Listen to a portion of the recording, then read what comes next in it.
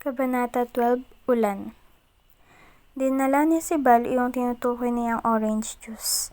Nagsalin siya sa isang baso at nilapag sa tabi ko. Hindi ko na masyadong pinagbigyan iyon ng pansin. Nanatili ang mga mata ko sa screen para makapag-type at nang matapos na rin kami. May iba rin ako nakuha rito galing sa isang album ng paborito kong banda. Ani Polly, sabay pakita niya ng notebook kay Jack.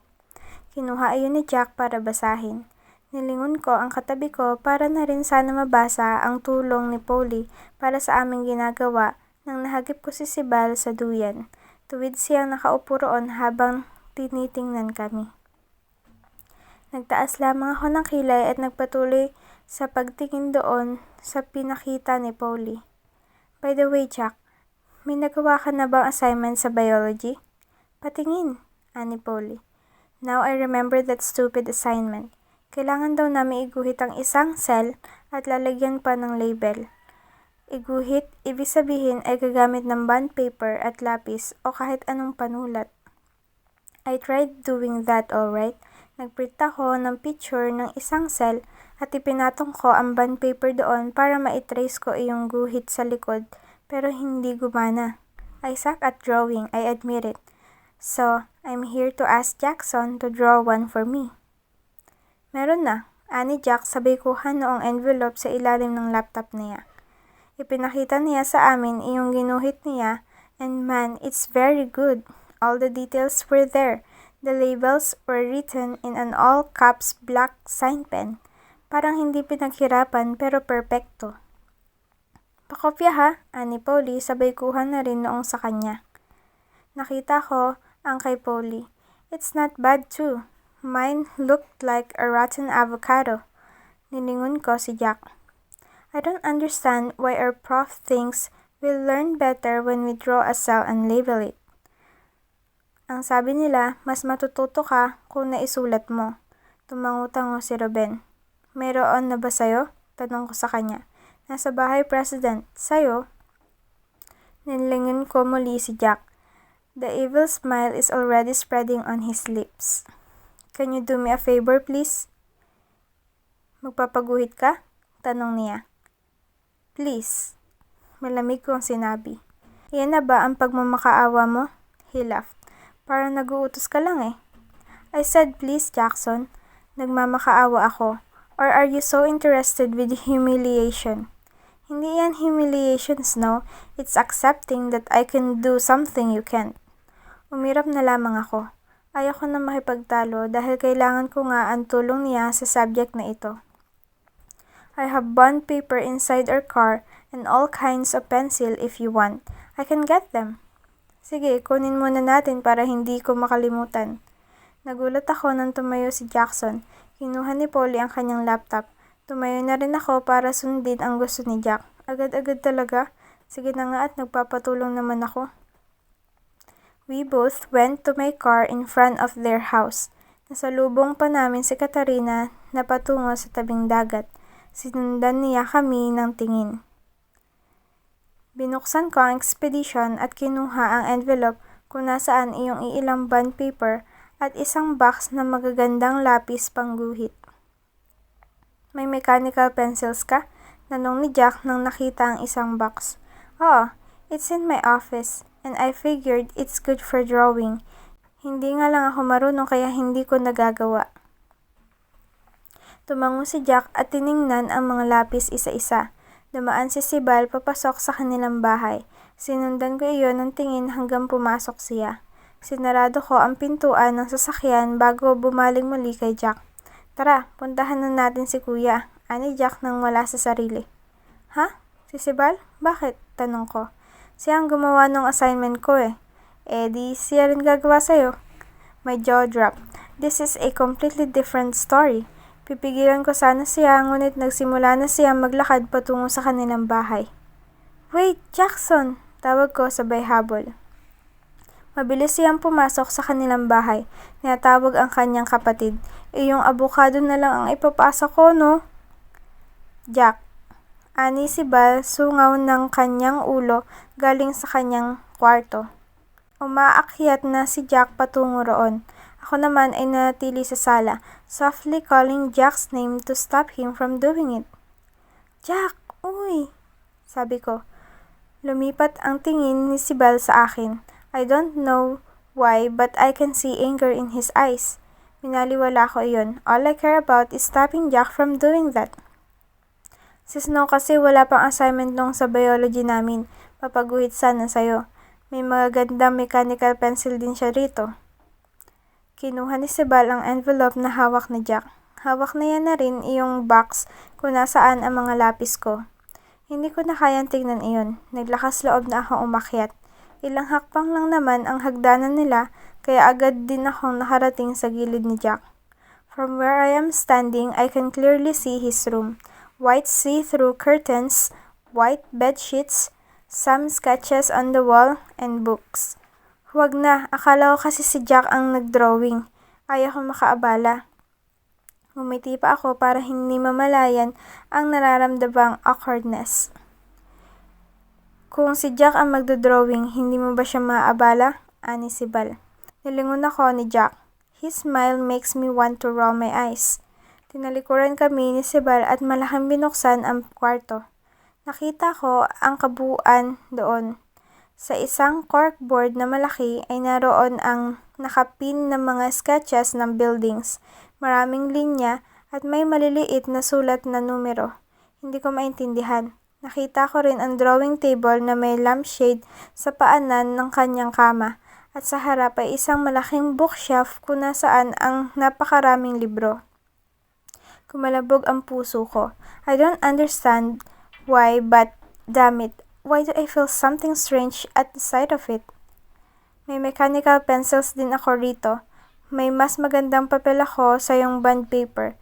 Gagamitin ko ba itong sayo o hindi? Ani si Bal sa loob ng kanyang kwarto. Kinabahan ako. What the hell? Tinulak ako ng lintik na si Jackson patungo sa hamba ng pintuan. Gusto ko siyang sigawan ngunit nalingunan na ako ni Sibel kaya pinigilan ko ang sarili ko. You can use mine. I'm asking a favor. Ayaw kong maging pabigat. Mariin ko ang sinabi. Nagtaas ng kilay si Sibel at nilagay sa isang lamesa ang aking envelope kasama ang isang box ng mechanical pencil. Iginala ko ang mga mata ko sa loob. May 2 bookshelf roon. Isa sa gilid ng pinto, isa sa harap ng kanyang kama. Walang salamin kahit saan. May gitara malapit sa drawing table at may mapuputing unan. Hindi aircon ang kanyang kwarto, ngunit hinihipa naman ng hangin ang mga puting kortina. Tinitigan ko iyong mga nakapin na mga gawa niyang buildings doon. Ang gaganda! Lalagyan man ng label? Tanong ni Jackson sa aking likod. Huwag na, ako na ang gagawa. Dagdag trabaho lang iyan, sabi ko. Jack, ba't kayo nariyan sa kwarto ni Sibel? Boses na Katarina sa baba ang narinig ko. Umatras ako at lumabas na sa kwarto ni Sibel. It's like a wake-up call from a trance. Nakaawang ang bibig ni Katarina nang nagtama ang mga mata namin. Umakyat agad siya roon. Now, my brain is infested with images of her on Sibel's bed. Why is she always here anyway? Live-in ba sila? Saan ba ang bahay nito at mukhang dito na tumitira? Maipapaguhit lang si Snowcat. Kamusta ang grupo ko? Maayos ba ang ginagawa? Tanong ni Jack. Ayun, nagtatawanan na si Ruben at Paulie eh. Hay nako, sige babalik na kami ni Snow at nang matapos na namin iyon. Snow, tawag ni Jack. Nauna pa ako pababa. Sa gilid ng mga mata ko ay ramdam ko na naman ang titig ni Katarina sa akin. Pinaliwala ko muli iyon. Are you mad at Katarina? Tanong ni Jack nang nakalabas na kami sa kanilang bahay. Hindi, bakit ako magalit? Nararamdaman ko kasi. Nagagalit ka dahil sinabi kong mahal niya si Kuya. Tumigil ako sa paglalakad halfway papuntang tabing dagat para harapin si Jackson. Why is he making this a big deal anyway? Tinutokso niya lang ako palagi. Parang ikinasisiya niyang nakikita akong naiirita. I don't care who loves your brother, Jack. Ganito lang talaga ang mukha ko. Mukhang laging naiirita. And why is she always in your house? Wala ba siyang bahay? May bahay siya. Kapitan ng Costa Leona ang tatay niya. Madalas lang siya sa amin kaya parang kapatid na namin siya. Aniya. Kaya rin nagkain laban sila ni Sibal? Ideal girl, right? Umupo na ako sa harap ni na Ruben. Tama si Katarina at nagkukwentuhan na ang tatlo. Kinuha ko ang laptop at hinarap para makapagtipan na ulit ako. Umusog ako para makatabi si Jack sa akin. Ideal girl because she sticks. Kahit na minsan ay nagsiselos iyan kapag may nakakalapit si kuya. Umiiyak, hindi niya pa rin iniiwan. Didn't know your brother is such a Casanova. May bahid ng panunuya sa boses ko. Napatingin si Polly sa amin kaya bumulong si Jack sa akin. Casanova agad, hindi ako pwedeng malapit na kaibigan lang ang ibang babae. Bulong ni Jack sa akin. So, you're saying that she's just jealous? That's understandable. What's not understandable is her staying even after all the girls, tulad ng sinabi mo. Sabi ko, kaibigan lang kasi Snow. Are you saying that if you're in her shoes, hindi pwede makipagkaibigan? Sino ba yung pinag-uusapan nyo? Tanong ni Polly. Tumuwid kaming dalawa sa pagkakaupo ni Jack. Nagpa siya akong tumigil sa pagkwentuhan tungkol doon. Binigay ko ang laptop kay Jack para iyon naman ang pagtuunan niya ng pansin. Nagkatinginan kami nang dumaan muli si Sibal sa harap at umupo muli sa duyan. Lagi ba yan tumatambay dyan? Sumunod si Katarina at umupo siya sa duyan kung nasaan si Sibal. Well, what a nice view, right? That's a more acceptable date than watching television. Saan tayo pag-outing? Tanong ni Nora. Seriously? Before we think about the end, we should think about what's more important. Itong ginagawa namin ni Jack na pang midterms. Sa isla na lang tayo, maligo. Tapos, magdadala tayo ng pagkain, ani Ruben. Sige, ayos rin yan. Dadalhin ko yung una, ani Jack. Kaya lang maulan ngayon, ayos lang ba? Tanong ni Polly sabay tingin sa langit na dumidilim na nga sa nagbabadyang ulan. Ayos lang yan. Magaling naman ako, ani Jack sabay tawa. Oh, oo nga pala, humagikik si Polly. Seriously, fuckboys and the way girls react. Ilang sandali ang lumipas ay tumayo si Sibal at lumapit sa aming lamesa. Maghahanda na ako ng hapunan. Jack, lumipat na kayo sa sala at mukhang uulan, ani Sibal. Sige kuya, tatapusin lang namin ito. Sumunod si Katarina kay Sibal. Habi na yata nila ang sumalida sa harap namin. Hinawi ko ang buhok ko at nagpatuloy sa pagtipa. Ang mga girls ay nagplano sa magiging outing samantalang si Jack at si Ruben ang seryoso naman sa aming proyekto. Nang medyo dumidilim at nagsimulang pumatak ang ambon ay nagpasya na kaming pumunta sa bahay ni na Jack. Naabutan naming nagluluto si Sibal, samantalang si Katarina ay naglalagay ng mga pinggan sa kanilang dining table. I'm thinking of going back to the resort now. I can't eat with them. It's awkward. Jack, aalis na ako dahil gabi na at umuulan, sabi ko. Dito ka na kumain, ani Jack. Nagluto si kuya. Hindi na. Ang lakas na ulan! Biglang sabi ng tatay ni Sibal. Sabay-sabay kaming lumingon sa pintuan. Kadarating niya lang at medyo basang-basa siya sa ulan. Ngumiti siya sa akin at dumiretso na sa hagdanan. Magbihis muna ako. Oh, saan ka pupunta, Snow? Tanong niya nang nakita ako nagliligpit ng gamit at tumatayo. Aalis na raw siya. Mamaya na at malakas pa ang ulan. Dito ka na maghapunan. Nagluto si Sibal. Titawag ko na ang bodyguard mong si Lando at dito ko na rin siya pakakainin, sabi niya. Para ako natameme sa sinabi niya. Gusto kong igiit na alis ako ngunit masyadong mahirap tanggihan iyon. Umakyat na siya at pumasok sa kwarto. Padaragbuli akong umupo. Naabutan kong nakatingin si Sibal sa akin habang nilalagpag sa lamesa ang luto niya. Sabi sa'yo ani Jack. Lalakas lang lalo ang ulan kapag nagtagal ako rito, bulong ko. Palusot mo lang yan, ang sabihin mo ayaw mong kumain kasi, oo na nga, kakain na ako rito. Tapos niyo na ba ang ginagawa niyo? Biglang singit ni Sibal. Umuso ako at bahagyang lumayo kay Jackson. Tapos na kuya, iyong isa na lang ang kailangan. Marahang tumango si Sibal sabay turo sa lamesa. Kumain na tayo, umupo na kayo rito, sabi niya. Mabuti pa nga at gutom na kami, ani Ruben sabay tawa. Muli ay nagkatinginan kami ni Jack. He raised his brows and winked at me bago tumayo. Nilingon ko ang pintuan nila kung nasaan si Kuya Lando, na may dalang puting payong. Kuya, dito na lang tayo kumain. Sambit ko. Sige, President. Ngumiti ako at nilahad sa kanya ang lamesa. Nagkasya naman kaming lahat. Sa harap ko ay si Sibal at Katarina ang nakaupo. Sa isang tabi ay si Jack at sa isa ay si Ruben. Si Kuya Lando ay nasa dulong gitna at isa pang upuan sa gitna para sa tatay nila. Ang dalawang girls ay magkaharap sa tabi ni Ruben at ni Katarina. Tinola at pritong isda ang ulam. Kumuha ako ng konting kanin. Abala ang lahat sa pagkuha ng kani-kanilang sabaw. Medyo maingay dahil tawa ng tawa sina Ruben at ang mga girls. Sumasali pa si Jack sa asaran nila. Kumuha ako ng bowl para magsali na rin ng sabaw para sa aking sarili, pero nilapagan ako ni Sibel ng isang bowl na may laman na. Our eyes met. Nilapag ko na lang ang bowl na kinuha ko at nilapit sa akin iyong nilagyan niya.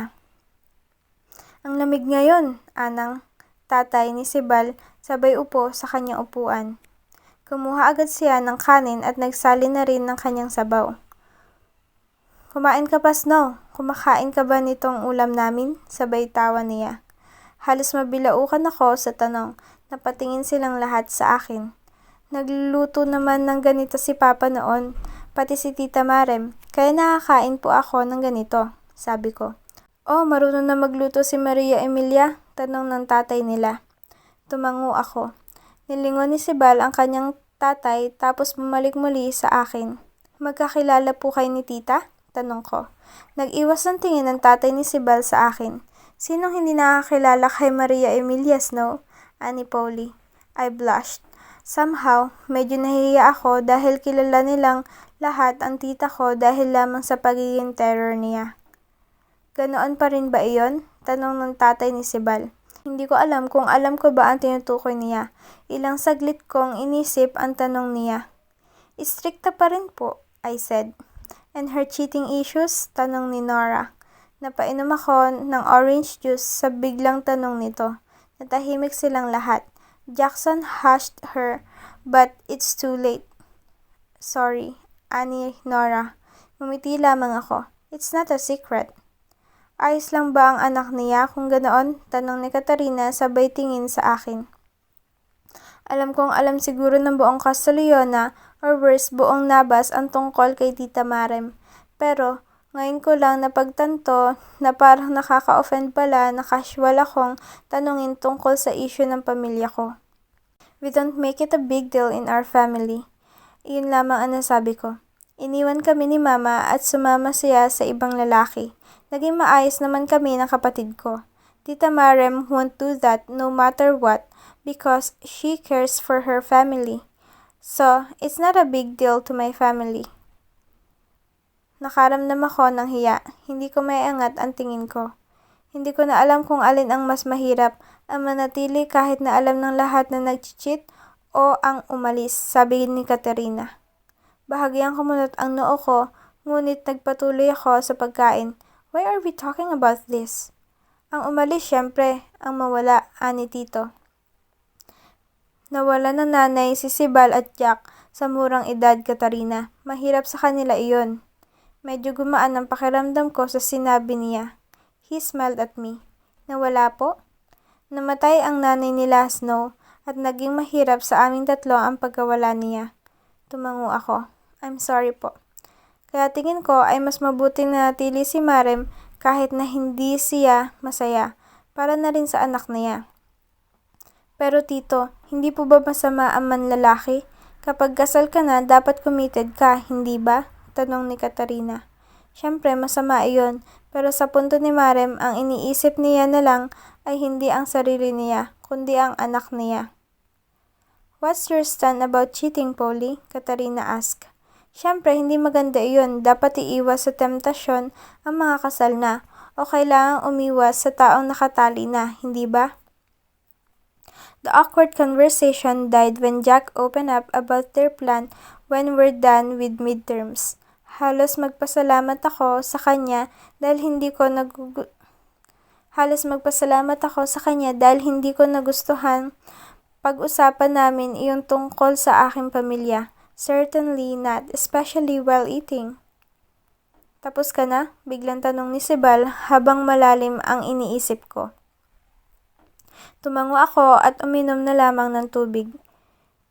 Dagdagan mo pa, Snow, sabi ng tatay nila nang napansin kami ni Sibal. Hindi na po, busog na po ako, sabi ko. Ilang sandali pa silang nag-usap-usap. I never left the dining table until Ruben declared that he's full. Kinuha niya ang kanyang pinggan at dinala sa lababo. Tumayo na rin ako para dalhin iyong akin doon, ngunit tumayo si Sibal at kinuha ang aking pinagkainan. Ako na nito, aniya. Hindi na ako nakipagtalo. Binigay ko na sa kanya ang aking pinggan. I don't know what's up with Katarina and Sibal, but I know that's not friendship. My stand about cheating is not the same with Tita Mariam's stand. Hindi ibig sabihin na magkaugali kami ay pareho na rin kami ng landas na tatahakin. I know where's my place. I know what to do. I know they are both committed with each other. Aalis na po kami, Tito. Hindi na kami magtatagal dahil may aasikasuhin pa ako sa hotel. Hindi ko alam pero parang natamaan ako sa pinag-usapan. Masama ang pakiramdam ko. Ganun ba? Kaya lang ay umuulan pa, sabi ni Tito. Tumayo si Kuya Lando at pinakita ang aming payong. Isa lang ang payong nyo? Si Bal asked. Nag-angat ako ng tingin sa kanya. Nakatayo siya at mukhang handang sumama sa paghatid sa akin. May isang payong pa kami rito. Kuya Lando, ako na ang magpapayong kay Miss President. Gamitin mo iyong payong namin. Ngumiti ako. Huwag na si Bal, hindi mo obligasyon iyan. Kasya kami ni Kuya Lando sa payong at ilang metro lang naman ang lalakarin namin. Nilipat ko ang mga mata ko sa aking mga kaklase at sa tatay ni na Jack. Paalam po, hindi na kami magtatagal. Tumayo si Jack kahit na kumakain pa. Sumunod siya sa amin at tinapik niya ang balikat ko. Pasensya ka na sa tanong ni Nora, aniya. Ayos lang, sanay na ako, sabay tawa ko. Nasa pintuan na kami. Lumingali-nga agad ako para hanapin si Kuya Lando at ang kanyang payong, ngunit nagulat ako nang may ibang payong na siyang dala patungo sa expedition. Mainit ang palad ni Sibal nang dumampi iyon sa aking baywang. Bumuka ang payong at hinila niya na ako. Tara na, aniya, medyo pagalit. Ha? Nalito ako kung si Jack ba ang titingnan ko o ang kanyang kapatid. Nagkibit ng balikat si Jack at sa tulak ng kamay ni Sibal ay nagpatianod na ako. Hindi ba sinabi kong hindi na kailangan ito? Medyo iritado ko nang sinabi. Pinagbuksan ako ni Sibal ng pintuan sa passenger seat. Hindi siya nagsalita. Mabilis akong pumasok dahil sa lakas ng ulan. Kitang-kita ko kung paano niya tiniklop ang payong at nilagay sa tabi ko. Ayun ang dahilan kung bakit basang-basa siya pagkasarado ng pintuan. Nanlaki ang mga mata ko. Tinapik niya ang salamin pagkatapos ay bahagyang kinaway ang kamay. Nagmamadali siyang sumilong sa bahay nila pero sobrang basa niya na. Hindi ko alam kung bakit sumisikip ang dibdib ko. Fuck, please help me understand. Huminga ako ng malalim kasabay noon ang paghikbi ko. Nilingon ko siya muli at sa tabi niya ay si Katarina na may dalang tuwalya para sa kanya. Hindi niya nilingon iyon. Nanatili ang mata niya sa aming sasakyan. President Snow, ayos lang ba kayo? Tanong ni Lando sabay tingin sa akin. He did not move the car. He was just worried about me and why I'm suddenly emotional. Kuya, umalis na tayo. Bilisan mo naman. Sigaw ko sabay palis sa lintik na luha. Sorry, President. Heto na. Aniya at niliko na ang sasakyan para makaalis na kami roon. I don't remember being this emotional for a fucking boy.